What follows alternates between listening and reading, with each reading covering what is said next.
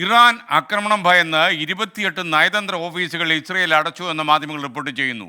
സിറിയയിലെ Iran consulate ആക്രമിച്ചതിൻ്റെ പ്രതികാരം ഉണ്ടാകുമെന്ന പ്രതീക്ഷ അവർക്കുണ്ട്. ഇസ്രയേലും ഇറാനും തമ്മിൽ സംഘർഷം അതിരൂക്ഷമായി തുടരുന്നുവെന്നാണ് പാശ്ചാത്യ മാധ്യമങ്ങൾ റിപ്പോർട്ട് ചെയ്യുന്നത്.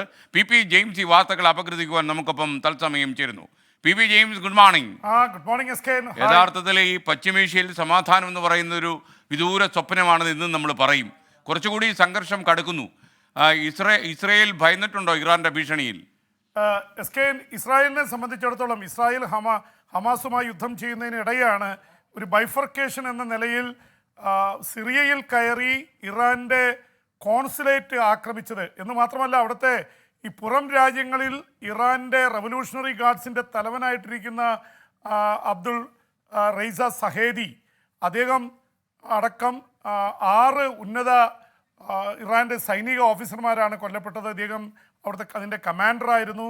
ഒരുപക്ഷെ 2020 ഇറാഖിലെ ബാഗ്ദാദിൽ കോൺവോയായി പോകുമ്പോൾ അവരുടെ പട്ടാളത്തിൻ്റെ തലവൻ ജനറൽ സൊലൈമാനി കൊല്ലപ്പെട്ടതിന് ശേഷം ഇതാദ്യമായിട്ടാണ് ഇത്രയും വലിയ സ്ഥാനത്തിരിക്കുന്ന ഒരാൾ കൊല്ലപ്പെടുന്നത്. അത് സിറിയയിലെ ഇറാൻ്റെ കോൺസുലേറ്റിനെ പോയി അടിക്കുകയായിരുന്നു. 13 പേർ കൊല്ലപ്പെട്ടു. അതിനു മുമ്പ് 40 പേർ കൊല്ലപ്പെട്ട അവസ്ഥയുണ്ടായി. ഇറാൻ അന്ന് കടുത്ത ഒരു വാണിംഗ് അല്ലെങ്കിൽ മുന്നറിയിപ്പ് നൽകിയിരുന്നു. അവരുടെ ആയത്തുള്ള ഖാമനി പരമാധികാരി തന്നെ പറഞ്ഞു, ഞങ്ങൾ ഇതിനെ തിരിച്ചടിക്കും. ഇപ്പോൾ ബഗേരി എന്ന അവരുടെ സേനയുടെ തലവൻ തന്നെ പറഞ്ഞിരിക്കുന്നു, ഇവിടെ പ്രത്യേകിച്ച് മിഡിൽ ഈസ്റ്റ് അടക്കമുള്ള ഗൾഫ് രാജ്യങ്ങളിലെ നയതന്ത്ര ഓഫീസുകളൊന്നും സുരക്ഷിതമായിരിക്കില്ല എന്ന് വളരെ ഡയറക്റ്റായിട്ടുള്ള ഭീഷണി മുഴക്കിയിരിക്കുന്നു. അതേ തുടർന്ന് ഈ പ്രധാനപ്പെട്ട ഗൾഫ് രാജ്യങ്ങളിലെയൊക്കെ ഡിപ്ലോമാറ്റിക് മിഷൻസ് അല്ലെങ്കിൽ നയതന്ത്ര ഓഫീസുകൾ അടച്ചുപൂട്ടിയിരിക്കുകയാണ്. 28 നയതന്ത്ര ഓഫീസുകൾ അടച്ചുപൂട്ടിയിരിക്കുന്നു ഇസ്രായേൽ.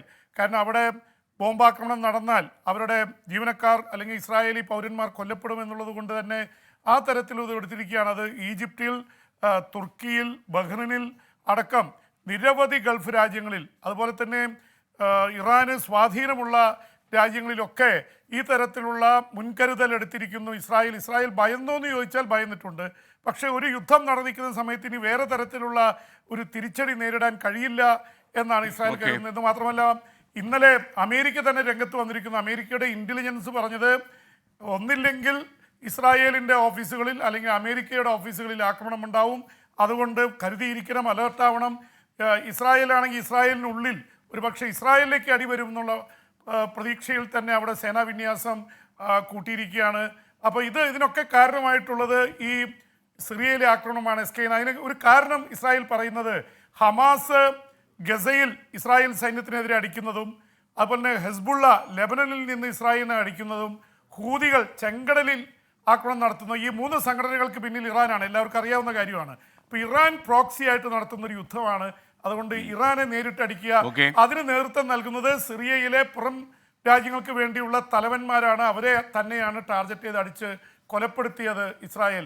അതുകൊണ്ടാണ് ഇറാൻ ഇത്രയും വാശിയിൽ നിൽക്കുന്നത്. പി ജെയിംസ്, ഈ ഗസയിൽ നിന്ന് ഇസ്രായേൽ സേനയെ പിൻവലിച്ചു എന്ന വാർത്ത വരുന്നു. മാത്രമല്ല അവർ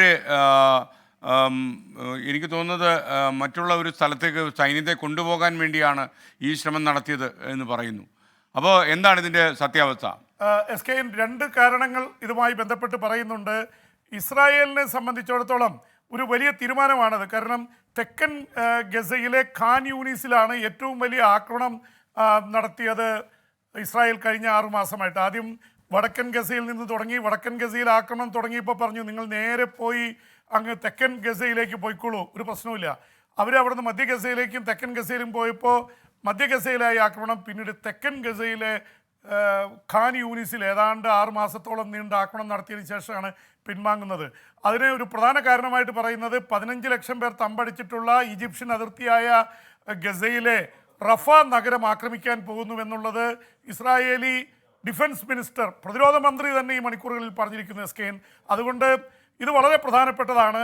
പക്ഷെ അതോടൊപ്പം തന്നെ വേറൊരു കാര്യം കൂടിയുണ്ട്. കഴിഞ്ഞ 24 മണിക്കൂറത്തെ കാര്യങ്ങൾ അന്വേഷിച്ചാൽ നമുക്ക് മനസ്സിലാവും, ഖാൻ യൂണിസിൽ ഉഗ്ര പോരാട്ടം നടന്നു, നിരവധി ഇസ്രായേലി സൈനികർ കൊല്ലപ്പെട്ടു, ഇസ്രായേലിനെ ട്രാപ്പിൽ കുടുക്കി അവിടെ ഹമാസ്. ഒരുപക്ഷെ 6 മാസം യുദ്ധം ചെയ്ത് തളർന്നവരെ സുരക്ഷിതമായിട്ട് മാറ്റാൻ വേണ്ടി കൂടിയാണ് ഈ പിന്മാറ്റം എന്നുള്ളൊരു വാദമുണ്ട്. കെയ്റോയിൽ ചർച്ചകൾ നടക്കുകയാണ് വെടിനിർത്തലിന്. അതിൻ്റെ ഭാഗമായിട്ടാണെന്നുള്ള വിശദീകരണമുണ്ട്. എന്തായാലും ഇസ്രായേൽ പെട്ടെന്നെടുത്തൊരു തീരുമാനമായിട്ടാണ് ഇതിനെക്കുറിച്ച് അറിയുന്നത്. ജെയിംസ്, വളരെ പെട്ടെന്ന് മറ്റൊരു കാര്യം കൂടി, അതായത് ഈ പൊതു തെരഞ്ഞെടുപ്പിൽ ചൈന ഇടപെട്ടേക്കും നിർമ്മിത ബുദ്ധി വഴി എന്ന രീതിയിൽ ചില മുന്നറിയിപ്പ് മൈക്രോസോഫ്റ്റ് നൽകുന്നു എന്ന വാർത്ത വരുന്നുണ്ട്. ഇന്ത്യൻ തെരഞ്ഞെടുപ്പിൽ ഇടപെടുമെന്നാണ് അവരുടെ മുന്നറിയിപ്പ്. ഇത് വലിയ രീതിയിൽ പ്രചരിക്കുന്നുണ്ട്. പ്രത്യേകിച്ച് ഇന്ത്യയുടെ പ്രധാനമന്ത്രി നരേന്ദ്രമോദിയായിട്ട് മൈക്രോസോഫ്റ്റിന്റെ തലവൻ ബിൽഗേറ്റ്സ് സംസാരിച്ചതിന് ശേഷം ഈ ദിവസങ്ങളിലാണ് ഈ തരത്തിലൊരു മുന്നറിയിപ്പ് നൽകിയിരിക്കുന്നത്. ഇന്ത്യയുടെ തെരഞ്ഞെടുപ്പിൽ മാത്രമല്ല, അമേരിക്കയുടെയും ദക്ഷിണ കൊറിയയുടെയും ചൈനയ്ക്കെതിരെ നിൽക്കുന്ന രാജ്യങ്ങളുടെ തെരഞ്ഞെടുപ്പുകളിൽ ഇടപെടും. 64 രാജ്യങ്ങളിലാണ് ഈ വർഷം തെരഞ്ഞെടുപ്പ് നടക്കുന്നത്. അതുകൊണ്ട് തന്നെ ഇവിടെയൊക്കെ ചൈനയ്ക്ക് സ്വാധീനം ചെലുത്താൻ അവർ ശ്രമിക്കുന്നുണ്ട്. ഇന്ത്യയിൽ ആശയക്കുഴപ്പമുണ്ടാക്കാൻ ശ്രമിക്കും. AI നിർമ്മിത ബുദ്ധി ഉപയോഗിച്ചുകൊണ്ട് അവരുടെ സൈബർ പോരാളികൾ ലക്ഷക്കണക്കിന് രംഗത്ത് വന്നിട്ടുണ്ട് എന്നുള്ള രീതിയിൽ തന്നെയാണ് ഇതേക്കുറിച്ച് പറയുന്നത് SKN. അപ്പോൾ അതുകൊണ്ട് ഇത് വല്ലാത്ത രീതിയിലുള്ളൊരു ഇതുണ്ടാക്കിയിട്ടുണ്ട്, അലേർട്ട് പ്രഖ്യാപിച്ചിട്ടുണ്ട്.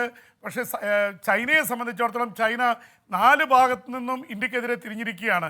അവർ അതിർത്തിയിൽ 10,000 പേരെ നമ്മൾ കൂട്ടിയെന്ന് പറഞ്ഞുകൊണ്ട് സേനാ വിന്യാസം പിൻവലിക്കണമെന്ന് ആവശ്യപ്പെട്ടിരിക്കുന്നു. മാലദ്വീപിൽ പ്രശ്നമുണ്ടാക്കുന്നു. അതുപോലെ തന്നെ ബംഗ്ലാദേശിൽ, പാകിസ്ഥാനിൽ നിന്ന് എല്ലാ ഭാഗത്തു നിന്നും ഇന്ത്യയെ വളഞ്ഞിട്ട് ആക്രമിക്കുക. കാരണം ചൈനയുടെ സാമ്രാജ്യത്വ മോഹങ്ങൾക്ക് ഇപ്പോൾ കീഴടങ്ങാത്ത ഒരു രാജ്യം ഇന്ത്യയാണ്. അതുകൊണ്ട് തന്നെ ഇന്ത്യൻ മഹാസമുദ്രത്തിലടക്കം പ്രശ്നങ്ങൾ ഉണ്ടാക്കുകയാണ് ചൈന.